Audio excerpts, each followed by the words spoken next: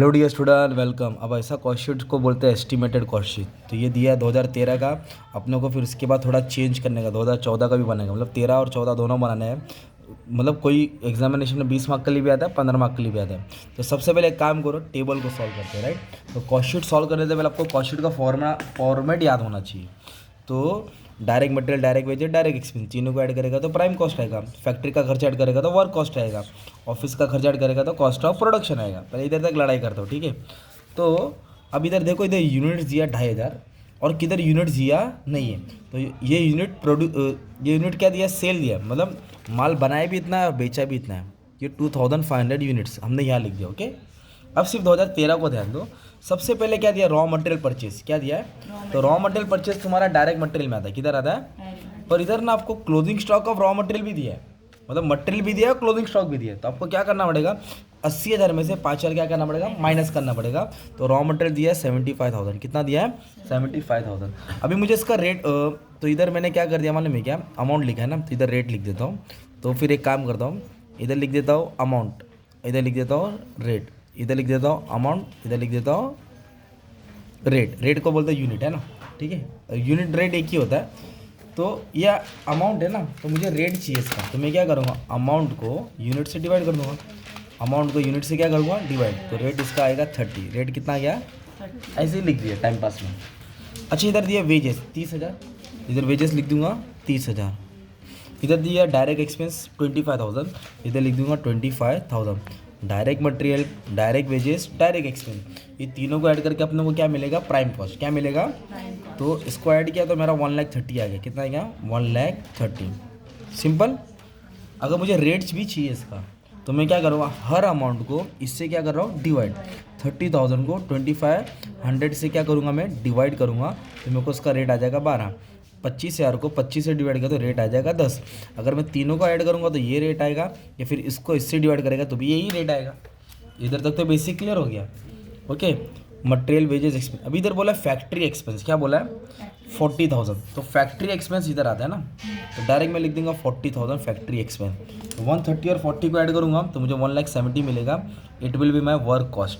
Simple. फिर उसके बाद आता है ऑफिस ओवरहेड। क्या आता है, ऑफिस ओवरहेड बोले तो ऑफिस का खर्चा। तो इधर ऑफिस के दो खर्चे दिए, सैलरी और रेंट। मतलब फैक्ट्री की फैमिली तो नहीं है, पर इसकी फैमिली है, चलेगा। आगे तो आ गई। तो क्या क्या दिया है, ऑफिस सैलरी, ऑफिस रेंट। तो इधर लिख दिया सैलरीज और रेंट। तो अमाउंट कितना दिया है, तो 25,000, 12,000। तो इधर लिख दिया 25 और 12, और कुछ नहीं दिया है। तो अगर वर्क कॉस्ट को ऑफिस का खर्चा ऐड करूँगा तो मुझे कॉस्ट ऑफ प्रोडक्शन मिलेगा। क्या मिलेगा, कॉस्ट ऑफ प्रोडक्शन। ये 37 है, तो डायरेक्ट 1,70,000 को 37,000 ऐड कर देता हूँ। I will be getting 2,07,000। It is my cost of production. और आपको मालूम है कॉस्ट ऑफ प्रोडक्शन के बाद प्लस और माइनस आता है। Opening stock of finish goods add होता है, closing stock of finish goods क्या होता है, माइनस। पर ये वाले क्वेश्चन में फिनिश गुड करके कुछ दिया ही नहीं है, तो फिर लाइन लिख के मतलब ही नहीं ना यार, स्किप कर देने का, नहीं दिया तो छोड़ देने का। अगर आप लोग लिख रहे तो फिर डैश मार दो, क्या कर दो, लिख सकते हैं। अभी इधर फैक्ट्री का खर्चा है, इसको बोलते हैं फैक्ट्री ओवरहेड। Office overhead. अब आएगा सेलिंग ओवरहेड। क्या आएगा, इधर दिया है सेलिंग ओवरहेड कितना है, 12,500। तो इधर लिखूंगा मैं सेलिंग ओवरहेड 12,500। तो इसको ये ऐड कर दूंगा तो I will be getting total cost. क्या मिलेगा, 2,19,500। ये टोटल कॉस्ट हो गया। फिर सेल इधर दिया ना कोने पे 2.5 लाख, मतलब खर्चा हुआ है 2,19,500 और मैंने माल बेचा 2.5 लाख। तो अब इन दोनों का माइनस करूंगा तो मुझे प्रॉफिट मिल रहा है। क्या मिल रहा है, दैट इज 30,500। 30,000। तो ये हमारा क्या था मालूम है क्या, जो गिवन इन्फॉर्मेशन था उसको ही कॉस्ट शीट बनाए। अब जब इसको सॉल्व करेंगे तो एस्टिमेटेड कॉस्ट शीट बनेगा ना। तो अभी एक चीज़ बाकी है, मुझे क्या करना पड़ेगा, हर एक का रेट निकाल के रखना पड़ेगा। ऐसे समय क्या निकालना पड़ेगा, तो हर अमाउंट को इससे डिवाइड करो। फॉर एग्जाम्पल 40,000 है, डिवाइड बाय 2,500, तो कितना है, 16 रेट है ना। ऐसे 1,70,000 को भी 2,500 से डिवाइड करूँगा तो उसका रेट आ रहा है 68। ये दोनों को ऐड करता तो भी 68 आ। इसका रेट नहीं ले लो, कॉस्ट ऑफ प्रोडक्शन का ले लो। किसका रेट ले लो, ये है 2,70,000 डिवाइड बाय 2,500। इसका रेट पॉइंट में आ रहा है ना। फिर 2.5, इसको भी डिवाइड किया तो सबको किससे डिवाइड कर रहा हूँ, 2500 से। किससे डिवाइड कर रहा हूँ, तो मुझे क्या आ रहा है, सबका रेट आते जा रहा है। क्या आते जा रहा है, ये तो 2.5 लाख है तो इसका रेट आएगा 100। तो हमने क्या किया मालूम है क्या, ये कॉस्ट शीट का इन्फॉर्मेशन सॉल्व किया। अभी आप पूछिएगा ग्रॉस प्रॉफिट क्यों लिया, क्योंकि प्रॉफिट ये फाइनेंस का रिलेटेड है। डिस्काउंट रिसीव, डिविडेंड रिसीव आता नहीं है। Premium expense, financial expense, goodwill return of net, ये सब नहीं लेते ना यार, ये जस्ट इन्फॉर्मेशन के अपने को कंफ्यूज करने के लिए दिया था। तो जो इन्फॉर्मेशन कॉस्ट शीट के रेलेवेंट था उसको बना दिया यहाँ। अभी पिक्चर की स्टोरी चालू होती है, अभी खेल चालू होता है, इधर आ जाओ। अब क्या बोला है 2014 का बनाओ, ठीक है 2014 है ना, इधर अमाउंट लिखूंगा इधर रेट लिखूंगा। बोला है कि जो यूनिट प्रोड्यूस और सोल्ड है वो राइस हुआ है, मतलब ट्रिपल राइस नहीं बढ़ गया है। तो कितना टक्का बढ़ा है 20%। तो यूनिट्स कितना था 2500 था।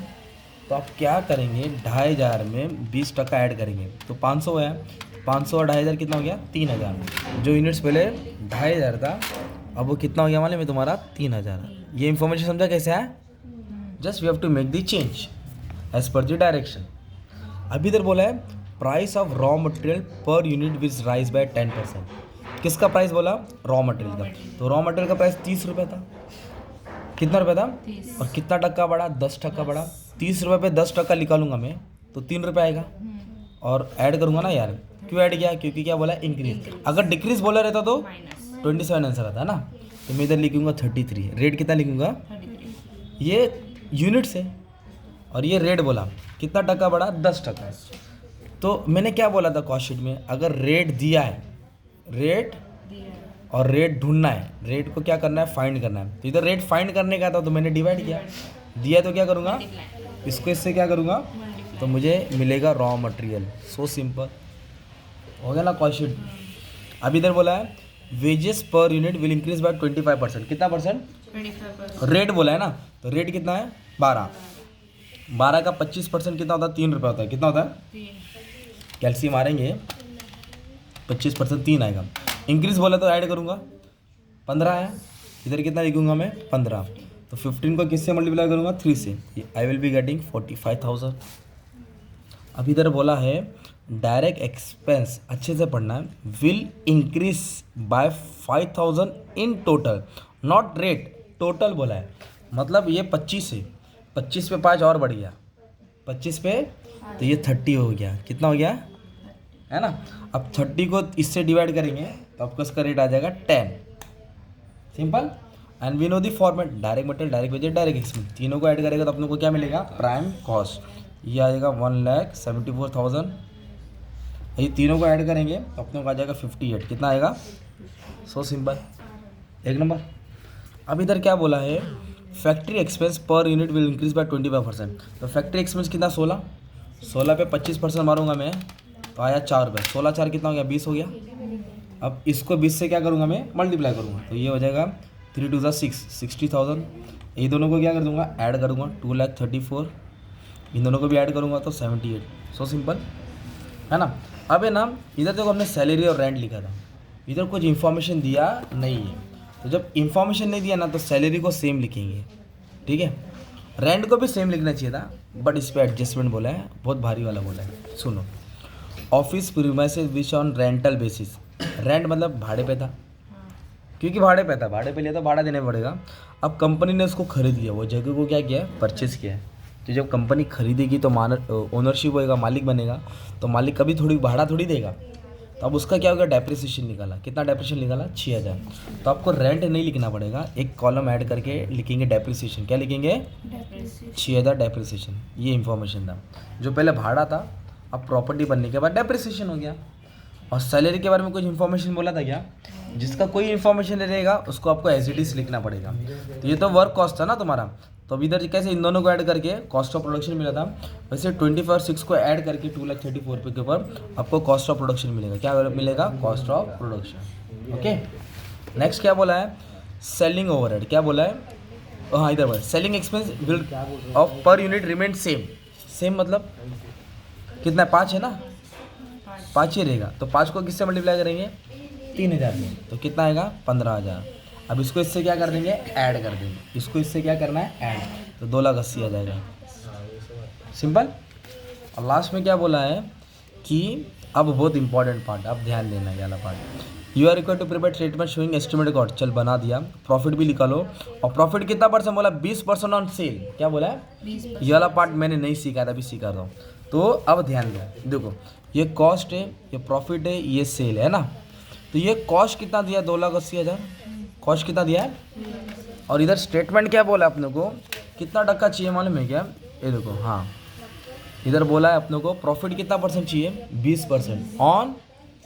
जब कॉस्ट बोला रहता तो आप इसके ऊपर ही 20% निकालते थे ना यार, कॉस्ट बोला रहता तो इस पर ही 20% निकालते थे, पर कॉस्ट नहीं बोला है, सेल। तो कभी भी प्रॉफिट ऑन सेल बोला ना, लेट सेल भी 100, बोलो लेट सेल भी 100 और प्रॉफिट कितना लेंगे 20, तो कॉस्ट कितना रहेगा 80।